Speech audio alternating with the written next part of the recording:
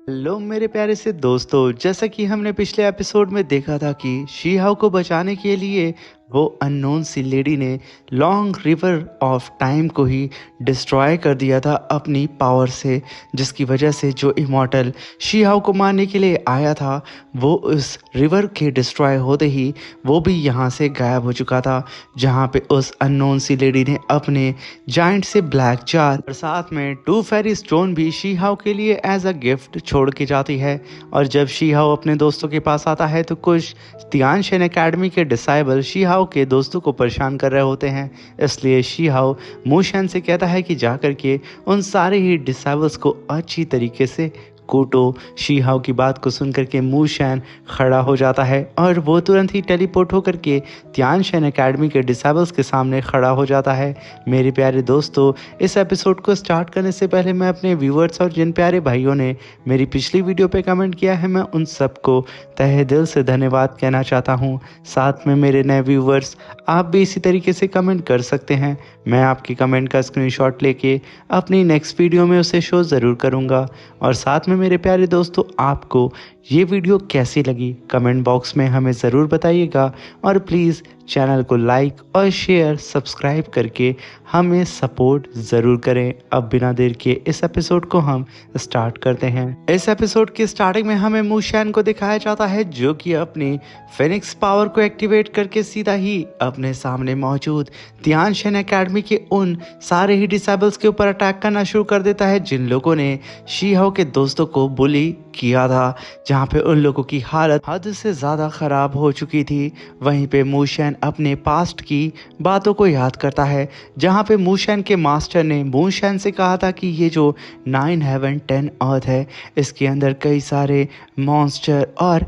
Evil creatures रहते हैं, जो कि वो लोग हम लोगों के ऊपर अटैक करने के लिए बिल्कुल तैयार बैठे हैं। वो लोग तो जिंदा रहना डिजर्व ही नहीं करते हैं। तभी मूशेन कहता है कि आखिर सच्चाई क्या है जो मैं यहाँ पे अपनी आंखों से देख रहा हूँ, वो या फिर जो हिस्ट्री मेरे टीचर ने मुझे बताई थी। ये कहने के साथ मूशेन अपनी पावर को और भी ज़्यादा बढ़ा देता है, जिसे देख करके शीहाओ कहता है कि आखिर मूशेन भला इतने गुस्से में क्यों है। तभी हम मूशेन को और भी ज़्यादा बेकाबू होता हुआ देखते हैं, मगर तभी शीहाओ उसके पीछे जाके अपनी पावर को रिलीज़ करके उसे वहाँ पे शांत करता है और उसके अटैक को वहाँ पे पूरी ही तरीके से डीएक्टिवेट कर देता है, जिसे देख के तियानशेन एकेडमी के डिसाइबल शीहाओ को ग्रीट करके उसको थैंक यू बोल रहे होते हैं। तभी शीहाओ कहता है कि ब्रदर मूशेन, हमें पता होना चाहिए कि हमें अपने क्लासमेट को कितना बुली करना चाहिए और कितना नहीं, और वैसे भी हमने बहुत उन्हें बुली कर लिया। अब बारी है कि ये बेचारे अपने सारे ही ट्रेजर्स को निकाल करके हमें सौंप दें। ये सुन करके तियानशेन एकेडमी के वो सारे ही डिसाइबल भड़क चुके थे, गुस्से में कहते हैं कि आखिर ये कितना बड़ा शेमलेस पर्सन है। ये सुन करके तो यहाँ पे मूशेन भड़क जाता है कि आखिर उसके मास्टर के बारे में इन बेवकूफ़ों ने ऐसे कैसे कहा, जहाँ पे मूशेन टेलीपोर्ट होकर के सीधा ही उन तीनों ही डिसेबल्स के पीछे जाता है और दे दनादन लात घूसों से मार करके उन लोगों को उठा करके सीधा ही शीहाओ की तरफ फेंक देता है, जहाँ पे उन लोगों के आँख से आंसू की बूंदें बहुत ही तेज़ी से निकल रही होती हैं। और जैसे ही वो लोग शीहाओ के पास पहुँचते, वो लोग तुरंत अपने सारे ही ट्रेजर्स को निकाल करके शीहाओ को दे देते हैं। बाकी सब भी ऐसा ही करते हैं। उन सारे ही ट्रेजर्स को देख करके शीहाओ कहता है कि यार,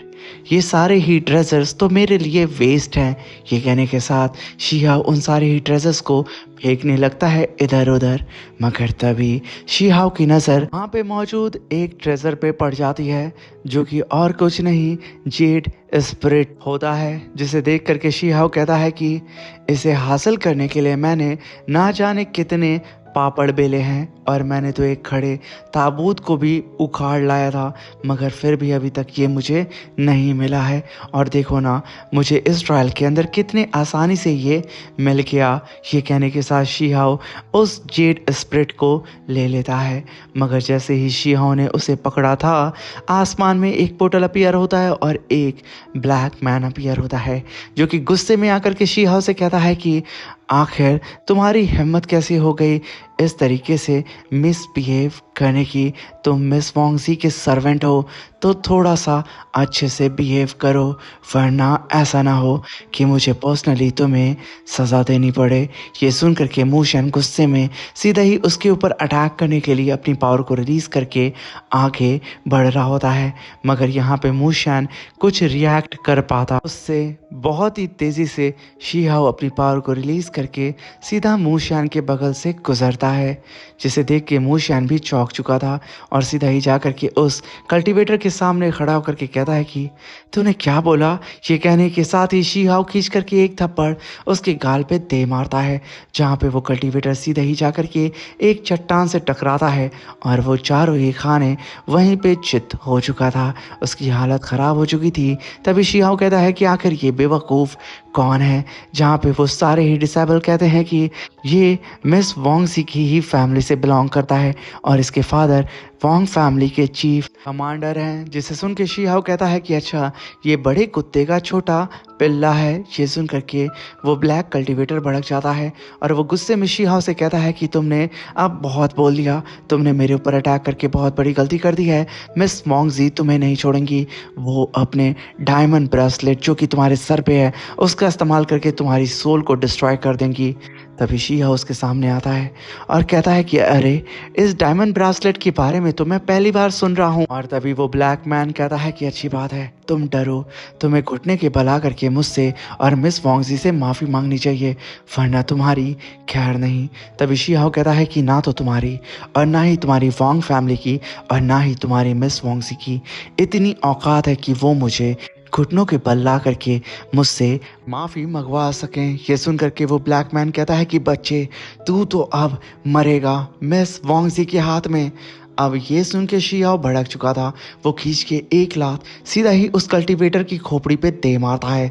शी-हाओ ने उस कल्टीवेटर की खोपड़ी बिल्कुल एक तरबूज की तरह फोड़ दी थी, जो कि उसकी बॉडी से अलग हो चुकी थी, जहाँ पे चारों ही तरफ उस कल्टीवेटर के रंग ज़मीन पे गिर रहे होते हैं, जिसे देख करके तियानशेन एकेडमी के सारे ही डिसेबल्स एकदम कपकपाते हुए अपने सर को शी-हाओ के सामने झुका देते हैं। और तभी शी-हाओ के पीछे जस्ट एंट्री होती है प्रिंसेस यिंग और मिस वॉन्गजी की। यहाँ पे मिस वॉन्गजी से कहती हैं कि तुम्हारे सर्वेंट के अंदर सच में बहुत ही करेज है, अगर ये मेरे सेक्ट में ज्वाइन हो जाता है तो मेरे सेक्ट वाले इसकी पूरी ही मदद करने वाले हैं इसके डायमंड ब्रासलेट को इसके सर से निकालने में। तो अगर तुम्हारा सर्वेंट चाहे तो मेरे सेक्ट में आ सकता है। ये सुन करके मिस वॉन्गजी घूर करके उसे देखती हैं, इसलिए मिस यिंग शांत हो जाती हैं, जहाँ पे मिस वॉन्गजी कहती हैं कि आखिर यहाँ पे क्या चल रहा है और तुमने इतनी बेदर्दी से मेरे क्लैन के डिसेबल को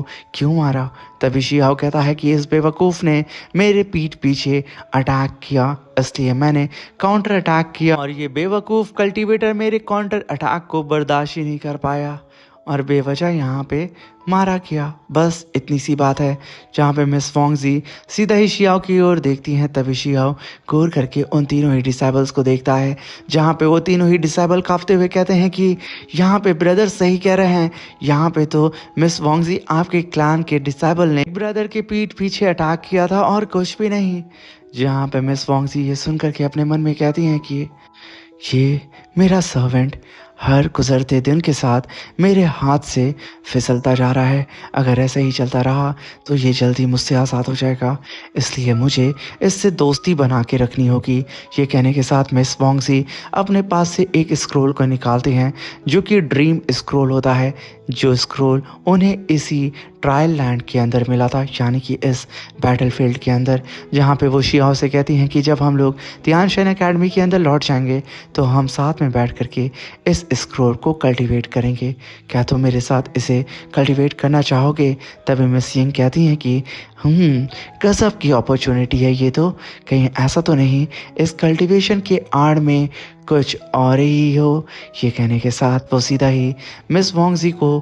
ताने मार रही होती हैं और उसे छेड़ रही होती हैं, मगर तभी हम उस ब्लैक मैन को देखते हैं जिसके अंदर से एक और जेड स्लिप बाहर निकलती है, जिसे देख करके मोशन चिल्लाते हुए कहता है कि मास्टर वो देखें, एक और मॉडल दाओ जेड स्क्रिप्चर अपीयर हुआ है। ये सुन करके शिहाओ टशन में पलटता है और अपनी पावर से सीधा ही तुरंत उस जेड को अपने पास खींच लेता है, जहाँ पे अब तो शिहाओ के हाथ में 2 जेड स्लिप्स होते हैं, जिन्हें देख करके सारे ही कल्टीवेटर्स की आंखें चमक उठती है। सबको ये चाहिए होता है, यहाँ तक कि मिस वोंगजी को, जहाँ पे शिहाओ उन दोनों ही जेड स्लिप को जोड़ता। उससे पहले ही हम देखते हैं कि मिस वोंगजी आगे बढ़ के कुछ बोलने वाली होती हैं, मगर तब तक आसमान में एक पोर्टल अपीयर होता है और उसके अंदर से जाइंट तियानशन एकेडमी की स्पेसशिप धीरे धीरे करके उन लोगों के पास आ रही होती है, जिसे देख करके सब वहाँ पे शांत हो जाते हैं। तभी सेकेंड एल्डर और थर्ड एल्डर शिहाओ के सामने आते हैं, जहाँ पे सेकेंड एल्डर कहते हैं कि ये तो 2 इमॉर्टल दाओ स्क्रिप्चर एक ही साथ में अपीयर हुए हैं इस ट्रिप में। सच में ये ट्रिप काफ़ी ज़्यादा लाभदायक निकली। जहाँ पे थर्ड एल्डर कहते हैं कि प्लीज़ क्या तुम इस स्क्रिप्चर को हमारे एकेडमी को दे दोगे, जिसका इस्तेमाल करके हम अपने एंशियंट इमॉर्टल टेक्सचर को पढ़ सकते हैं और हम अपने स्टूडेंट को आगे गाइड कर सकते हैं, कैसे वो आगे चल के और भी ज़्यादा पावरफुल बने और एंशियंट इमॉर्टल एरा के टेक्सचर को पढ़ें, और साथ में वो आगे चल के हमारे 9 हेवन एंड 10 अर्थ को एक साथ बचाएं। ये सुनकर के शिहाओ वहाँ पे खड़ा होता है। मिस वोंगजी टेलीपैथी के थ्रू शिहाओ से कहती हैं कि ये दोनों ही स्क्रिप्चर तुम्हें मिले हैं, यानी कि ये हमारी वोंग फैमिली की अब विरासत है, इसलिए पहले हम इसे पढ़ेंगे, बाद में हम इसे तियानशन एकेडमी को देंगे, तब वो इसका इस्तेमाल करके अपने डिसेबल्स को देना चाहें तो दे सकते हैं। मगर शिहाओ सीधे ही उठा करके उन दोनों ही स्क्रिप्चर को थर्ड एल्डर को दे देता है और उन्हें देते हुए कहता है कि थर्ड एल्डर, आउटसाइड वर्ल्ड के सारे ही एनिमी हमारे सर पे मंडरा रहे हैं। अगर इसे मैं सिर्फ अपने पर्सनल यूज़ के लिए इस्तेमाल करता हूँ और मेरी पावर बढ़ती है तो इससे हमारा लाभ नहीं होगा। मैं अकेले कितनों से फाइट कर सकता हूँ, इसलिए आप इसका इस्तेमाल करके एंशियंट इमॉर्टल स्क्रिप्चर को डिकोड करें और प्रीवियस जेड स्क्रिप्चर को भी इसके ज़रिए ट्रांसलेट करें। बस मुझे और कुछ नहीं चाहिए। ये सुनकर के थर्ड एल्डर काफ़ी खुश होते हैं। वो अपनी पावर को रिलीज़ करते हुए वहाँ पे मौजूद सारे ही डिसेबल से कहते हैं कि अब वक्त आ चुका है कि सब कोई तुरंत ही तियानशन एकेडमी की ओर रवाना हो हमारे साथ में। तभी हम देखते हैं कि वहाँ पे सेकेंड एल्डर की नज़र मू शैन के ऊपर पड़ जाती है, जो कि काफ़ी गुस्से भरी नज़रों से मू शैन की तरफ देखते हुए कहते हैं कि एक पावरफुल जीनियस कल्टीवेटर बिल्कुल एक स्टार की तरह होता है। अगर वो सूरज की तरह चमकता है तो उसका फ्यूचर एकदम ब्राइट होता है, और अगर वही जीनियस टूटे हुए सितारे की तरह चमकता है तो वो पल भर में अपनी चमक को भी खो देता है और ख़ुद की रेपुटेशन को भी। ये कहते हुए वो सीधा ही अपने तियानशन एकेडमी की शिप के अंदर चले जाते हैं, और तभी हम देखते हैं कि वो शिप एक पोर्टल के ज़रिए सीधा ही अपने तियानशन एकेडमी की तरफ रवाना हो जाती है। जहाँ पे सेकंड एल्डर के मन में मू शैन को लेकर के क्या खिचड़ी पक रही होती है, इसके बारे में हमें अभी नहीं बताया जाता है। तभी सीन शिफ्ट होता और हमें हुआंग को दिखाया जाता है, जो कि जंगल में रैबिट बता रहा होता है कि इस बार की ट्रिप बहुत ही ज़्यादा टेरिफाइंग थी। युआन फैंग मारा जा चुका है और साथ में फैंग जिंग तियान गायब है। साथ में उस ट्रायल लैंड के अंदर कई सारे एनिमी फॉरेन लैंड के भी अपीयर हो गए थे, और मिस वोंगजी का सर्वेंट ने तो अकेले ही 2 किंग लेवल के कल्टीवेटर्स को मार गिराया और फॉरेन वर्ल्ड के एक कल्टीवेटर को तो अपना गुलाम बना लिया। ये सारी बात मिस क्विंग की रियल बॉडी हुई ई सुन रही होती है एक पेड़ के पीछे छुप करके, जहाँ पे हुआंग कहता है कि मैंने तो सुना है कि सेकंड एल्डर उस मू शैन को पकड़ करके लेके गए हैं और शायद उसकी सोल को भी सर्च करने वाले हैं। अब बेचारे उस मूशैन का पता नहीं क्या होगा। उसने तो हमारी मदद की थी जब हम लोगों को कई सारे डिसेबल बुली कर रहे थे, तो वही सबसे पहले आगे आया था और हमें बचाया था। तभी आसमान में हम देखते हैं कि शी हाओ बहुत ही तेज़ी से उन्हीं लोगों की तरफ से उड़ते हुए सीधा ही मेंशन की तरफ जा रहा होता है और उसके सामने जितने भी सिपाही आते हैं शी हाओ के सिर्फ ऑरा से ही ज़मीन पे गिर जाते हैं। जहाँ पे हम देखते हैं कि सेकंड एल्डर सीधा ही मूशैन की सोल को सर्च कर रहे होते हैं, मगर उसके सोल पे इमॉर्टल सील लगी होती है जो कि ट्रिगर हो जाती है और मूशैन की बॉडी यहाँ पे क्रैक होकर के ब्लास्ट होने वाली होती है। मगर तब तक वहाँ पे शी हाओ की एंट्री हो जाती है और वो मूशैन के स्पिरिट पगोड़ा को बाहर निकालता है और उसे जाइंट फॉर्म में ला करके अपनी स्पिरिचुअल एनर्जी उसके अंदर ट्रांसफॉर्म करके मूशैन की बॉडी को स्टेबल करने लगता है। मगर यहाँ पे शी हाओ की पावर प्राप्त नहीं थी, इसलिए थर्ड एल्डर भी अपने डिवाइन वेपन्स को बाहर निकाल करके मूशैन की पावर को सप्रेस करने लगते हैं और तभी हम देखते हैं कि वो लोग इसमें कामयाब हो जाते हैं। जहाँ पे थर्ड एल्डर कहते हैं कि बच्चे, आज तुम्हारी वजह से ये फॉरेन लैंड का कल्टीवेटर बच गया है, अगर टाइम पे अगर हम लोग यहाँ नहीं आते तो ये नहीं बच पाता। तभी सेकेंड एल्डर कहते हैं कि ये मूशैन आउटसाइड वर्ल्ड का स्पाई भी हो सकता है, हमें यहाँ पे मौका मिला है, हम इसकी सोल को चेक करके पता लगा सकते हैं कि आखिर आउटसाइड वर्ल्ड में कैसी सिचुएशन है और वहाँ पे कैसे कैसे रैलम्स मौजूद हैं। ये सुनकर के थर्ड एल्डर कहते हैं कि तुम्हारा दिमाग तो ख़राब नहीं हो गया है, तुम आखिर मूशैन की सोल को कैसे ज़बरदस्ती चेक कर सकते हो। अभी तुमने देखा इसकी पूरी बॉडी डिस्ट्रॉय हो सकती थी। मूशैन एक ग्रेट कल्टीवेटर है जो कि फाइट में हारने के बाद खुद को अपने एनिमी के हाथों सौंप दिया है। मगर तभी उन लोगों के नोकझोंक में वहाँ पे एंट्री होती है तियानशेन एकेडमी के ग्रेट ग्रैंड एल्डर की, जो कि एल्डर्स की पोजीशन पे नंबर 1 पे थे, जिन्हें देख करके सारे ही एल्डर्स, सारे ही डिसेबल्स सब के सब उन्हें ग्रीट करने लगते हैं और उनका वेलकम करते हैं। वहीं पे शी हाओ की नज़र सीधा ही उन ग्रैंड एल्डर पे बनी होती है और उन एल्डर की नज़र भी शी हाओ के ऊपर ही बनी होती है, जैसे कि